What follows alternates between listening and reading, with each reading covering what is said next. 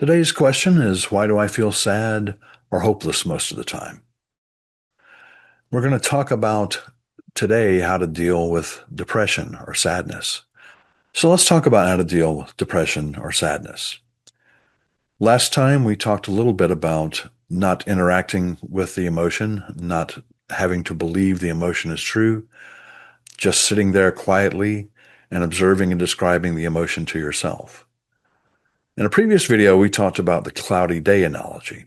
And what the cloudy day analogy is that if I went outside and never expected it to rain or never expect to see a cloudy day, that's not realistic because clouds are a natural part of the weather. Clouds happen. Depression happens as well. I often present people with this challenge. Imagine you just walk down the street and start randomly asking people if they've never been depressed a day in their life.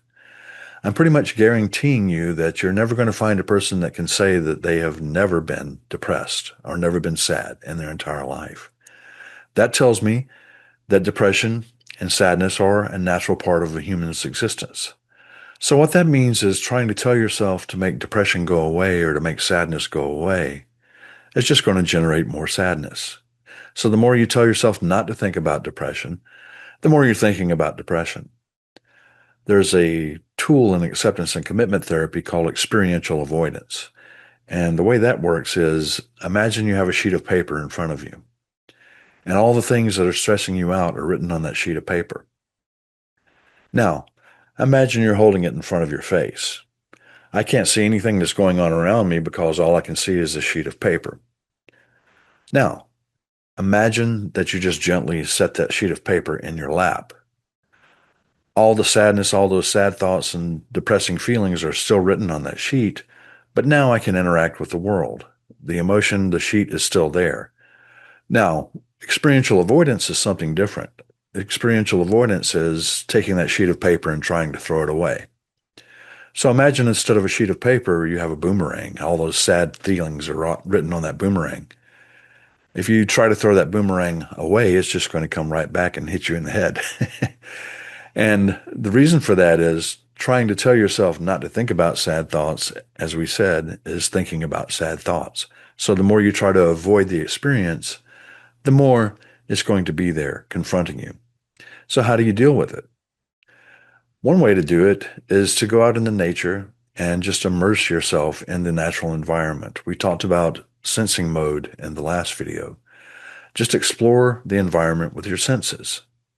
And when you do that, it naturally shifts you out of doing mode and into being mode. One thing we know for sure about a cloudy day is that eventually the weather will clear up. Even here in Tacoma, the weather will eventually clear up and we will have a sunny day. So those emotional states are transient. They come and go. They're not permanent. It can feel like they're permanent when we're in the middle of them. But one thing that mindfulness teaches us is that if we just sit there and observe it and describe it quietly to ourselves, that eventually it will go away. And remember that emotions are as transient as the weather, and that it's perfectly okay to be depressed from time to time. You don't have to interact with the depression. You don't have to sit there and ruminate and allow yourself to become more and more depressed by trying to tell yourself not to think about being sad. Give yourself permission to be sad once in a while.